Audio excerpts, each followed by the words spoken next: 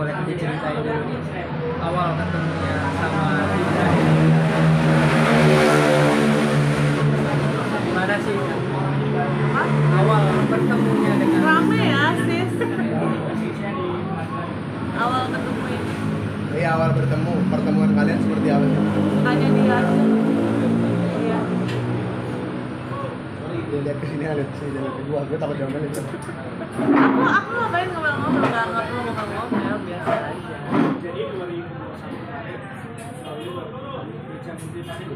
Terus gimana?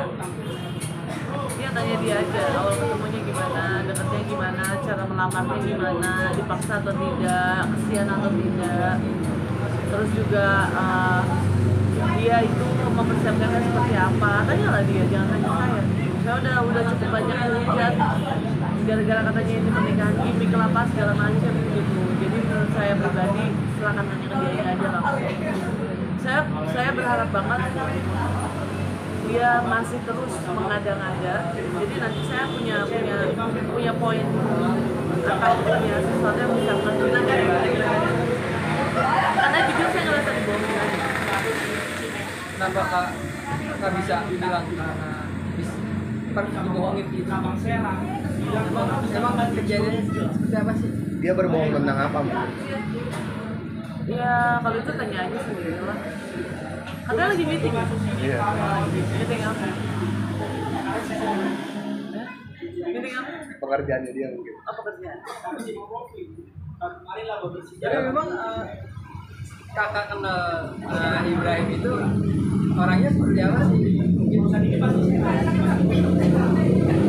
Baik.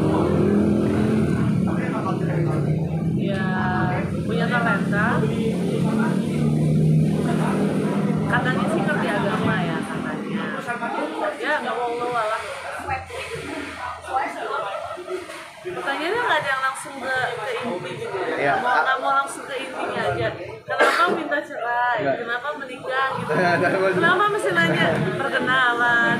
Itu menurut aku udah nggak, karena udah lewat. Kalau dulu aku sama mantan suamiku memang mungkin agak ribet karena kita konflik gimana ya? Ini dua hal yang beda banget. Yang ini sama yang ini beda. Kalau yang kemarin sih masih ada rasa merujuk, mau pisah.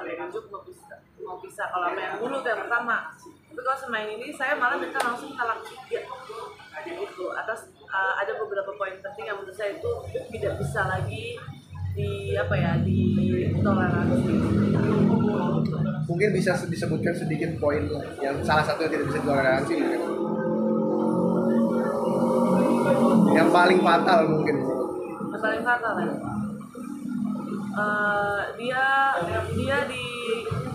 Tadi saya habis podcast, nanti mungkin bisa diambil aja bagian-bagian penting dari sana, karena kalau misalnya nanti saya ngomong lagi percuma juga, terkesannya saya banyak ngomong mempermainkan pernikahan atau segala macam. Sebenarnya saya dari awal memang nggak mau nikah.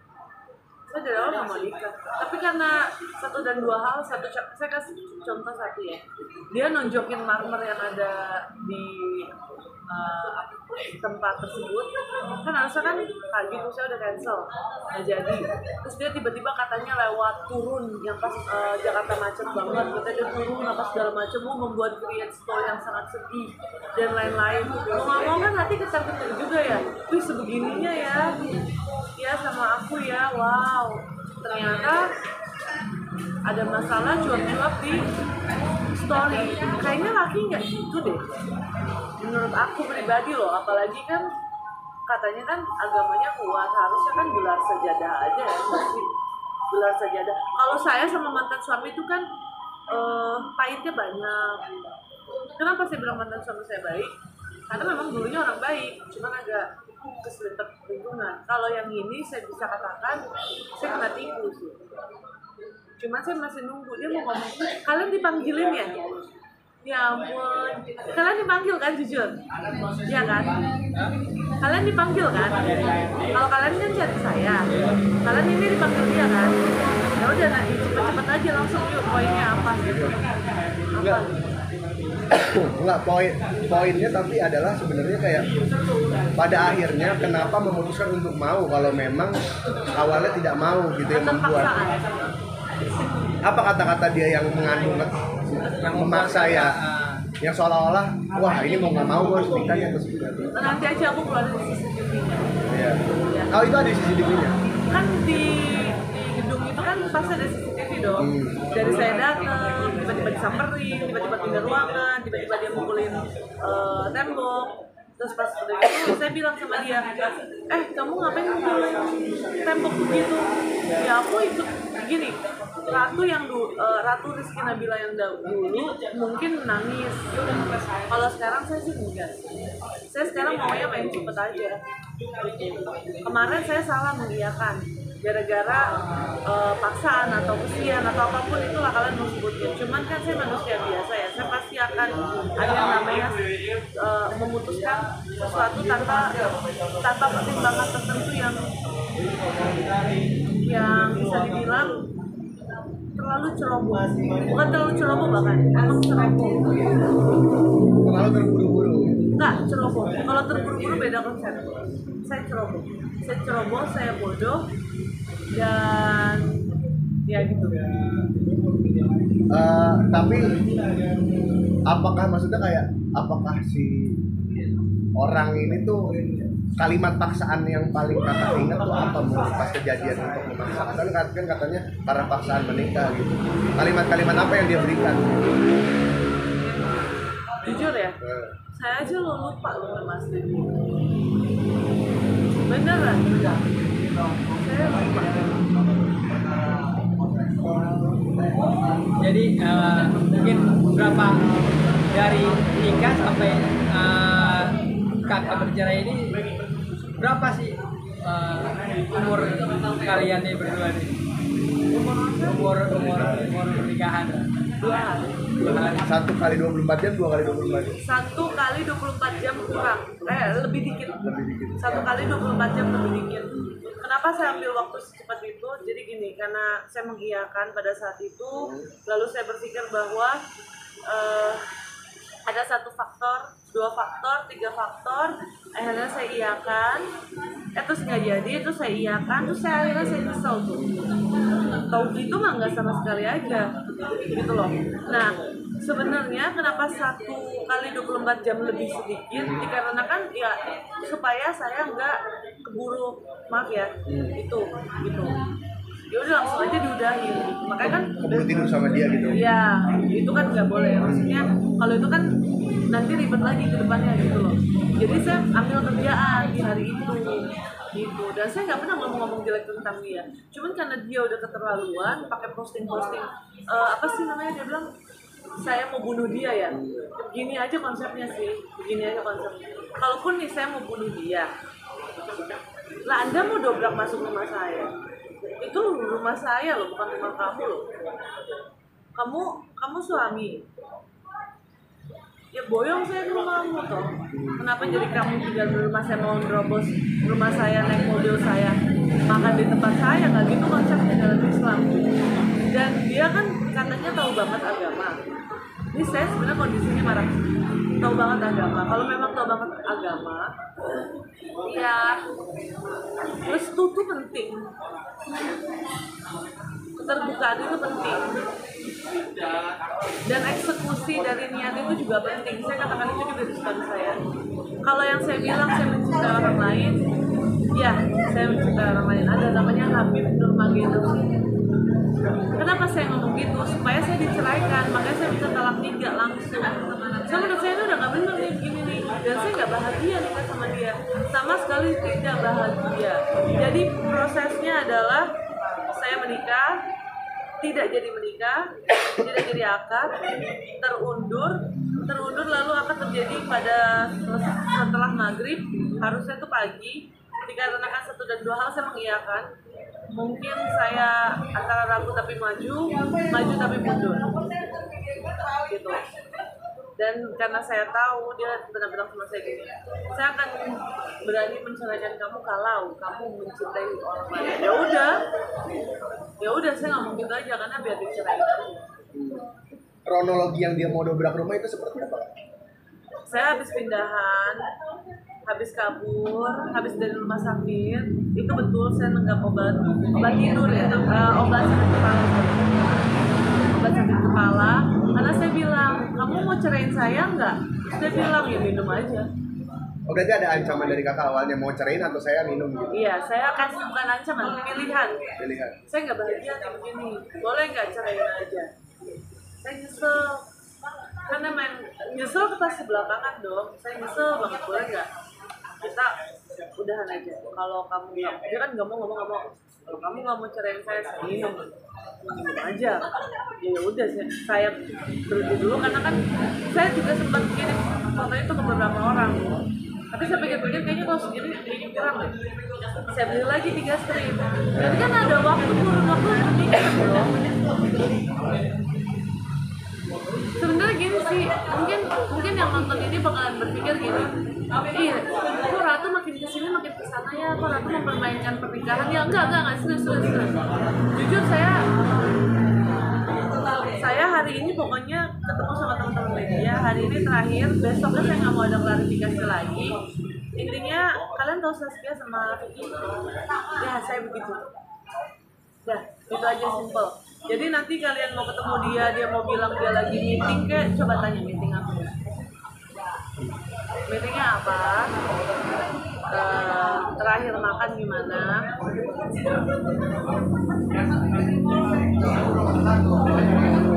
Terus konteks yang mau dipermasalahin itu apa? Saya sudah bilang sama dia, saya tahu saya salah. Masa gimana ya jelasin gini? Masa saya harus buka semua kartunya, malu loh nanti. Beneran, saya masih menghormati dia karena gimana pun juga kami pernah jadi suami. Ya. Enggak. Kalau suami itu harus belum. Kita belum sama-sama. Kita belum, alhamdulillah. Oke. Berarti sempat akad aja ya? Sempat akad doang. Berarti pas abis akad tuh selang berapa lama langsung bisa diceraikan? 1 hari? Berapa jam? Satu hari lebih sedikit lah. Berarti esokan harinya? Esokan hari. Itu setelah memikirkan apa atau mungkin setelah melihat apa gitu? Dia masak. Masak? Kenapa ketawa? Ya udahlah. Apa yang salah dari seorang suami yang memasak? Kak Nabila. Kenapa nggak kerja? Oke. Berarti itu ya konteksnya. Kalau dulu saya menangis karena saya kena musibah. Kalau kali ini saya tidak menangis karena saya dibodohi. Itu beda konteks. Berarti benar-benar merasa tertipu kali ini. Oh iya. Tapi dengan dia pengakuan dia ini yang dia nangis katanya sangat sayang sama kamu. Makanya ini saya titip tisu. Ya ini saya titip, nanti kalian mau ketemu kan, ini ada tisu. Ketika dia nangis kasih tisu ini, basah nggak? Simpel aja. Kalau dulu Ratu Rizky Nabila hatinya seluas samudra, yes. Saya maafkan mantan suami, kita berdamai hari ini. Tapi kalau dia, nih saya kasih tahu, kamu mau ngomong apapun, terserah. Yang tahu benar buruknya kamu, saya. Pada saat kamu dengan saya, yang tahu kenapa saya harus cerai dan omongan saya ini benar atau tidak, cuma saya, kamu, sama Allah juga. Sama teman-teman media di belakang saya udah kasih tahu ya. Cuman karena saya masih hormatin kamu, ya udah nggak apa-apa. Kamu mau tisu, mau nangis, pakai tisu yang ini. Karena sekarang Ratu Rizky Nabila menjadi janda yang lugas dan tegas. Tapi saya tetap hormatin kamu dan saya nggak mau terlalu frontal untuk ngomongin hal-hal yang tidak perlu diomongin. Berarti setelah kejadian minum obat itu akhirnya ke rumah sakit? Enggak, saya menawarkan kalau kamu tidak menceraikan saya akan minum obat ini. Lalu dia bilang, minumlah obat tersebut. Baiklah, saya tambahin dulu striknya. Karena kan udah digituin kan, ya udah saya minum. Kenapa saya nekat? Dikarenakan capek lah debat sama dia, sumpah debat sama dia tuh, nih ya selalu tahu ya. asal kalian tahu, debat sama dia, aku ngerasa kayak, ayo udahlah. Berarti beneran diminum tuh akhirnya? Iya beneran, di rumah sakit TK Hospital saya datang, terus saya bahkan minta sama orang-orang di sana di rumah sakit bahwa saya tidak mau ada dia, karena saya depresi nih sama dia tuh, jadi depresi, jadi korban. Ini mohon maaf ya kalau misalnya gini loh, Ibrahim, kamu mau ngomong ke media sambil nangis gitu, kamu kan barusan ya hari ini ketemu sama saya nih di podcast nih ya kan.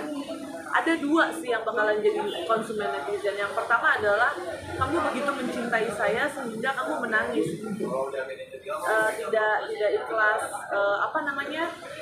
tidak mau menceraikan saya apa segala macam. Tapi ingat, ketika kamu mentalak saya, hal pertama yang kamu tanyakan adalah, lalu media gimana? Loh, bentar, konsennya harusnya nggak ke media, ke keluarga dulu baru media. Gimana tuh begitu. Jadi kayaknya kamu menikahi saya pansos deh. Ngapain keluar di story? Gelar sajadah dulu, istihoro dulu, gelar sajadah, ngomong halal ini, baru gitu loh. Ini malah nelfonin media, halo gini. Makanya hari ini saya datang ke satu podcast itu, saya nggak mau malam ini aja selesai. Saya sangat menyayangkan hal tersebut. Kenapa saya bilang saya jatuh cinta sama pria lain? Dia diceraiin. Ngapain saya nunggu gini? 1 detik, 1 menit, 1 jam, 1 tahun, 2 tahun, nggak ngaruh. Kebahagiaan saya udah kelihatan dari situ. Yang saya tahu 1 detik ke belakang saya benar, 1 detik ke depan saya benar atau enggak, saya nggak tahu. Tapi pada akhirnya dia mentalak itu berarti pada hari apa tepatnya? Lupa. Jujur ya kak. Jujur ya kak, aku tidak mau ingat karena ini kan jadi trauma baru. Aku nggak mau ingat.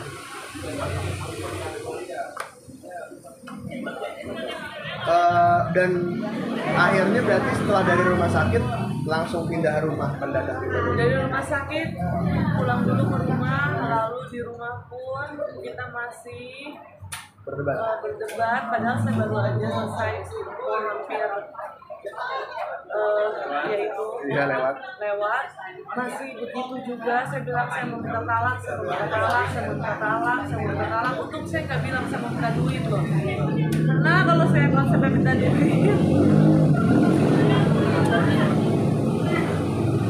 kan, kalau talak dikasih nih, kalau saya minta uang belum tentu juga kan.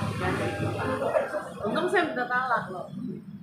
Jadi sebenarnya saya ini ya gitu lah ya, tapi hidup. Tapi berarti yang dia dobrak itu rumahmu dan Nggak dobrak. Apa tuh? Dia kan paksa, kalau kamu tidak turun saya naik ke atas. Loh, kita kan sudah tidak suami istri, kan saya takut diperkosa kan? Iya dong, nggak bener dong. Ya rumah aku, ngapain untuk masuk rumah aku?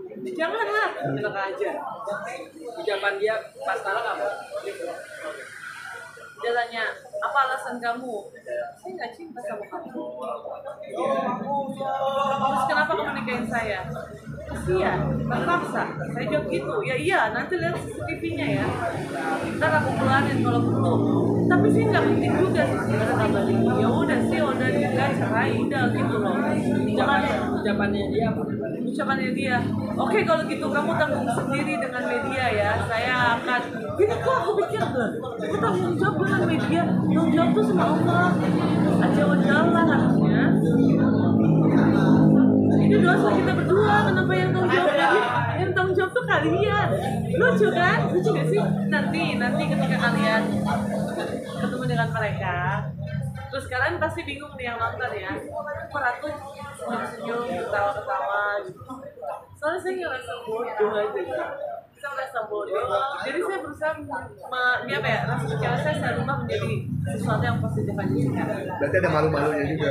Malu sih enggak. Oh enggak. Jadi dia mengucapkan saya ceraikan. Enggak, talak. Berarti setelah itu lega? Udah? Saya Ah. alhamdulillah ya Allah.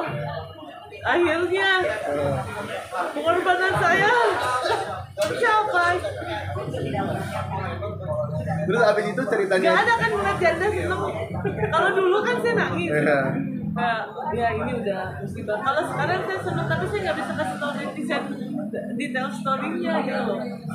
Nah cuman akhirnya dirimu untuk pindah rumah tuh gimana? Kata baru pindahan juga. Ya. Itu setelah pisah dari dia dan dia mencoba masuk manjat itu atau gimana? Nah, memang itu udah planning kita untuk pindah rumah. Oh gitu. Tapi berarti dia memaksa mau masuk di rumah yang baru ini. Nah yang ini yang lama. Oh yang lama. Saya kira gara-gara maksudnya kan kita berpikirnya jadi kayak apa jangan-jangan setelah cerai itu makanya sampai pindah rumah biar nggak disamper-samperin lagi atau seperti apa. Kalau untuk trauma sejauh apa sih trauma? Nggak trauma. Nggak ada trauma. Tapi lebih nggak percaya sama cowok nggak sekarang? Iya. Lebih selektif kan? Apa? Lebih selektif lagi. Kayaknya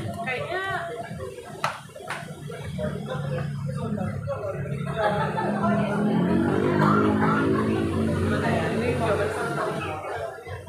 Kalau dibilang lebih selektif lagi walau nggak mau terlalu banyak hati. Saya ketawa-tawa bukan berarti saya nggak sedih ada pasti, karena banyak orang yang bilang kok tenang-tenang aja, kok biasa-biasa aja ya, biar nggak melebar aja sih beritanya. Soalnya kalau saya sedih, saya marah, itu akan jadi panggung buat dia. Jadi saya ketawain aja. Beruan loh, dia lagi meeting loh. Ntar itu loh nggak ada ruang. Cuman dirimu masih ada komunikasi nggak sih dengan dia? Nomor saya nggak blok dia. Dia kalau mau hubungi saya bisa kok, nggak perlu lewat media. Dia kan lagi memainkan peran sebagai peran yang tersakiti. Ya udah silakan. Tapi nanti kalau nangis ini tisunya saya kasih. Yang basah ya, ini nih, ini basah. Terakhir ini. Mungkin pesan kakak buat Ibrahim. Pesan saya buat Ibrahim, gini. Barusan saya dapat DM, dapat informasi lah. Ada beberapa hal yang ingin kamu sampaikan ke saya. Saya udah bilang sama kamu ketika kamu berucap salah terus kamu bilang kan nanti media gimana? Oke, aku kembali ke kamu gini. Saya mungkin terlihat tertawa-tertawa, saya mungkin terlihat santai aja, saya mungkin terlihat biasa-biasa aja. Tapi pada dasarnya sebenarnya saya sedang merangkai beberapa hal yang nanti akan saya lakukan di depannya. Karena menurut saya diemin kok masih kurang aja. Kamu aktor di sini selama 4 tahun dan saya jadi tanda tanya nih, kenapa bisa begitu ngebetnya sampai ke jalan tol ke segala macam, ini ada apa? Terus kenapa saya dibilang tidak menghargai beliau? Gimana alasan tidak menghargainya dari mana? Saya banyak fokus ke orang-orang buat kamu loh, bukan buat saya nggak untung itu. Jadi saya mempertanyakan aja, sebenarnya kamu nih lagi mau mainin skema apa sih? Kalau kamu bilang tadi di podcast, kamu bilang begini, kamu kan dulu sama Alfred nangis-nangis. Itu beda konteks. Saya nggak ada kontaknya Alfred waktu itu. Kalau kamu kan punya kontak saya, bisa tanya langsung. Kenapa harus lewat wartawan? Itu loh. Itu nggak wise untuk orang yang ngerti agama. Saya ketawa-ketawa tuh sebenarnya lebih kayak ke kedekatan. Jadi pesannya adalah hati-hati aja dengan apa yang kamu ucapkan, dengan apa yang kamu lontarkan. Teman-teman media ini tidak bodoh, yang nonton pun tidak bodoh. Kamu tadi live Instagram udah mulai banyak yang hujat kan? Itu baru 1 screenshot loh yang saya keluarin, belum 2 nih nanti kalau udah mulai keterlaluan. Karena ini nggak penting banget Kak, bener sumpah. Dan alhamdulillahnya saya belum ngapa-ngapain sama dia. Jadinya sebenarnya kalau dibilang suami istri benar atau enggak, belum dong kan? Ya dong, belum lah. Kalau dibilang pernikahan tersingkat. Pernikahan tersingkat di mana? Di mungkin pengalamanmu. Belum ngalamin Vicky Prasetyo kan? Dan jangan sampai sih, udahlah. Ini untuk masyarakat Indonesia semuanya, saya mohon maaf. kalian sudah berbahagia untuk saya, ternyata sayanya Tidak bahagia. tidak bahagia, malah depresi, malah berhalusinasi dengan Habib Nurmagomedov hanya demi diceraikan. Itu benar. Makanya story dia sebenarnya itu benar, tapi ada yang dikurangin. Jadi gitu aja sih. Oke. Terima kasih banyak Kak Nabila.